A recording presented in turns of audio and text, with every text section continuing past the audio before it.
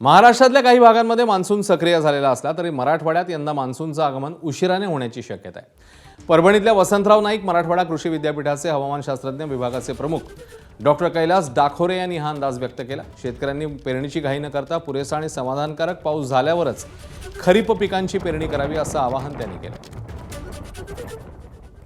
12 ते 18 जूनचा जो कालावधी आहे त्या कालावधीमध्ये आपल्याला सरासरीपेक्षा पाऊस जास्त आहे। याचा अर्थ आपण असा पण घेऊ शकतो की कदाचित ह्याच कालखंडामध्ये साधारणतः 15 तारखेच्या पुढे आपल्याकडे मान्सूनचं आगमन होण्याचे चान्सेस असू शकतात। परंतु तशी फेवरेबल कंडिशन काही नाहीये। जर का त्या पूरक गोष्टी झाल्या, जे मान्सून ऑनसेट झाला आपण म्हणतो हे डिक्लेअर करायला, तरच मग आपण त्यावेळेस म्हणू शकतो की मान्सून ऑनसेट झालेला आहे। तर सध्याच्या परिस्थितीतून आजच्या याच्यावर असं काही सांगता येत नाही की 15 तारखेला किंवा 16 तारखेलाच मान्सून आपल्याकडे दाखल होईल। परंतु जो विस्तारित अंदाज आहे तो काय दाखवतोय की मान्सूनचा आपला जो पाऊस आहे सरासरीपेक्षा ह्या कालावधीमध्ये जेवढा पाऊस असतो याच्यापेक्षा जास्त आहे। म्हणजे कदाचित ह्या पिरियडमध्ये 18 तारखेपर्यंत ऑनसेट होण्याचे चान्सेस असू शकतात।